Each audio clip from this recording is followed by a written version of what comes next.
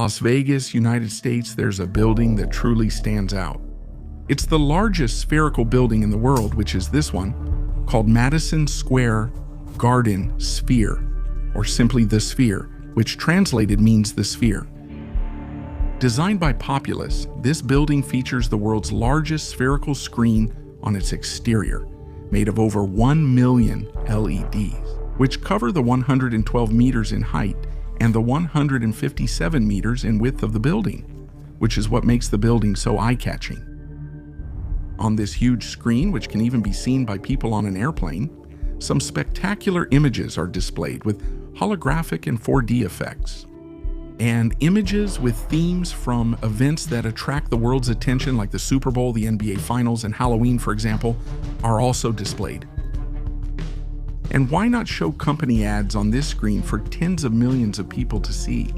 Well, Sphere Entertainment Company, the company responsible for the Sphere, charges $450,000 per day to display an ad that will have a total duration of 4 hours of appearance throughout the day.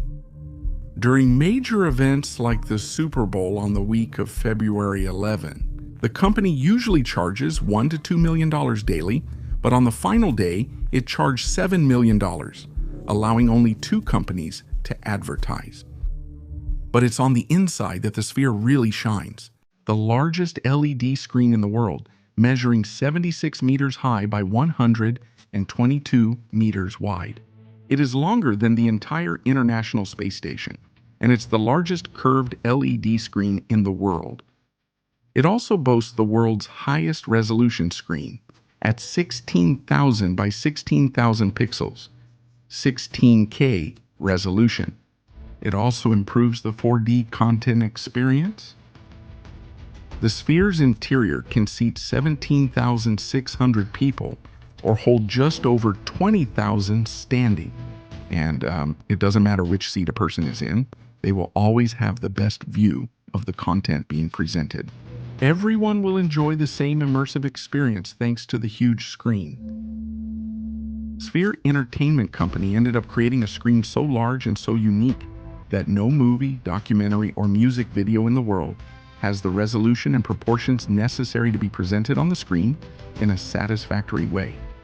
That's why Madison Square Garden Sphere Studios exists, which is a studio that's a scaled-down version of the Sphere. It's there that editors, programmers, artists, and other professionals analyze how the filmed content will appear on the Sphere's big screen. And the work of these people is extremely important because any content must first go through here so that various adjustments, corrections, mastering, and other processes can be done.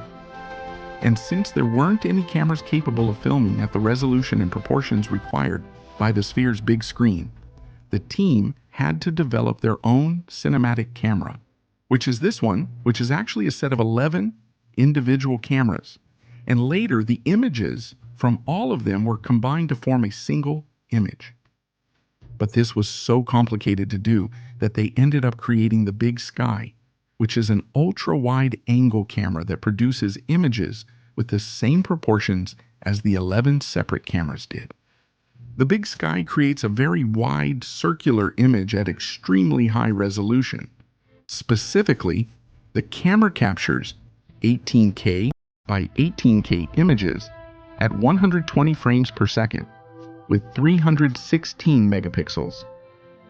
There is a movie called A Postcard from Earth, which was filmed exclusively to be shown at the Sphere, and this movie weighs half a petabyte or 500,000 gigs, or, in other words, takes up 500 terabytes of storage space.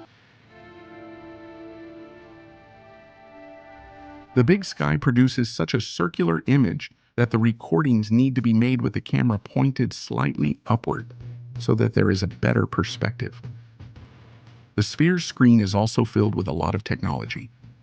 This prototype panel, made of millions of tiny LEDs, combines to display high-resolution images on the huge screen.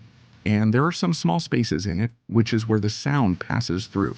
In other words, the sound comes from behind the screen, as well as from the floor. There are 160,000 speakers in total, developed exclusively for the Sphere, which produce spatial sound and enable the acclaimed technology called beamforming.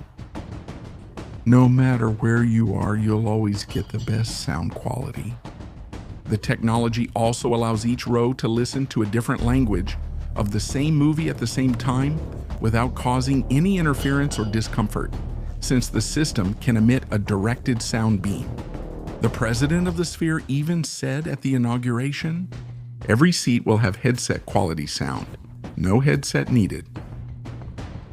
To enhance the experience, 10,000 seats inside vibrate with the movie's action. In addition, there are wind and scent effects inside the theater for greater immersion.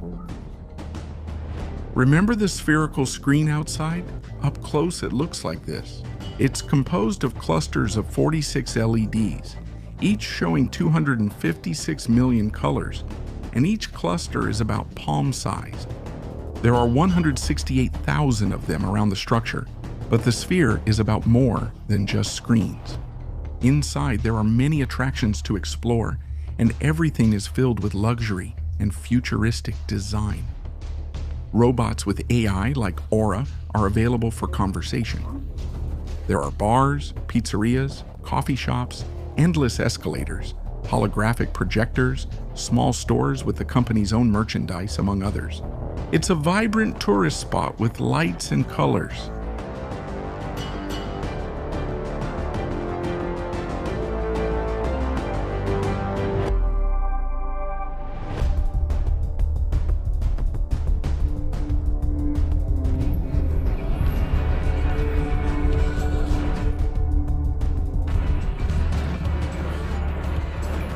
And how much did it cost to build all this?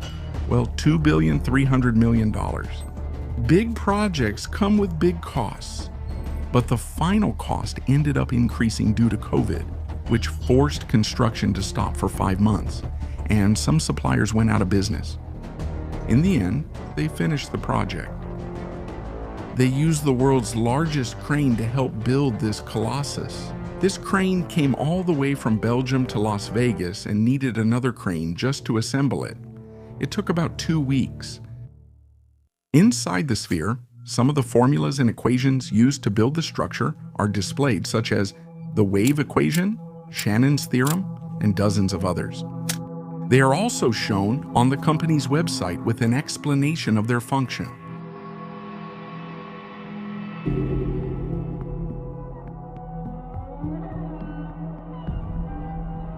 Why was the Sphere created and what is its purpose? In short, it does a bit of everything. It can be a movie theater, which is one of the main attractions. It can be used for big concerts. It can be used for lectures, all kinds of fairs and competitions.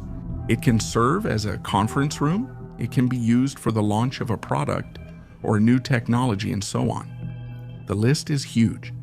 The fact is that the Sphere is a structure like no other in the world, and there are plans to create other spheres in the United States as well as around the world.